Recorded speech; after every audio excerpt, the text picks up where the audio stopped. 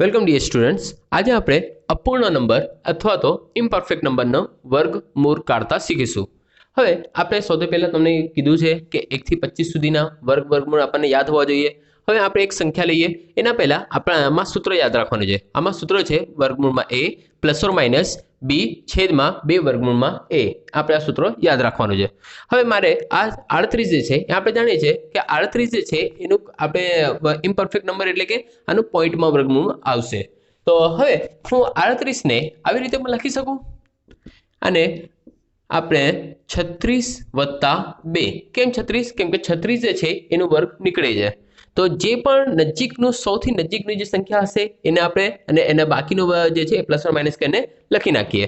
હવે આ જે 36 જે છે એ 36 કોનું વર્ગ થયું? 6 નું. તો આપણે આ જે છે ને પહેલી સંખ્યા આ આપણી a થશે ને બીજી સંખ્યા છે b.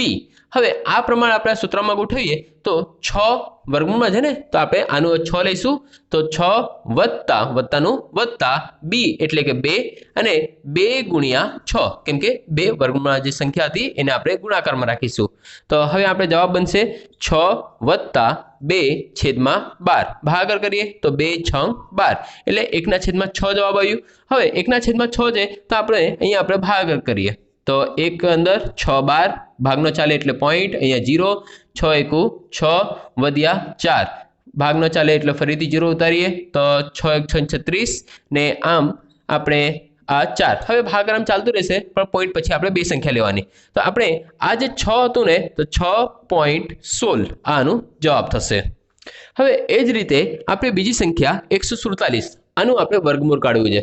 તો આમાં પણ સૌથી પહેલા આપણે જોઈશું કે આની નજીકની કઈ સંખ્યા એકદમ પરફેક્ટ વર્ગ એટલે એકદમ પરફેક્ટ વર્ગ નીકળે વર્ગમૂળ નીકળે એવી છે. તો આને આપણે આ રીતે લખી શકીએ કે 147 એટલે કે 144 જે 12 નો વર્ગ છે વત્તા 3 એટલે આપણે આ 147 થઈ ગયા. હવે 144 જે છે આને આપણે a ધારીશું અને આને આપણે b ધારીશું. હવે આ કોનો વર્ગ છે? તો 12 નું. તો અહીંયા આપણે આ જ રીત પ્રમાણે હવે હું અહીંયા કરું છું. તો આપણે 12 વત્તા 3 છેદમાં 2 ગુણ્યા 12 તો માટે 12 વત્તા 3 છેદમાં 24. હવે 8 તાલી 24 થાય છે. તો હવે આપણે ભાગાકાર કરીએ તો 1 અંદર 8 12 પોઈન્ટ નો ચાલે એટલે ભાગનો ચાલે એટલે પોઈન્ટ, પછી આપણે 10 તો 8 એકુ 8 વધ્યા 2. હવે ભાગાકાર ન ચાલે એટલે ફરીથી 0 ઉતારીએ તો 8 2 16. હવે આમ ભાગાકાર ચાલતું રહેશે પણ પોઈન્ટ પછી બે સંખ્યા લેવાની. હવે 12 તો આપણે હતું જ તો 12 ને પોઈન્ટ પછી જે સંખ્યા છે એ અહીંયા લખી નાખીશું. તો આમ આપણે 147 જે છે એનો જવાબ આવશે 12.12. આ રીતે આપણે કોઈ પણ ઇમ્પરફેક્ટ નંબરનું વર્ગમૂળ શોધી શકીએ છીએ. Thank you.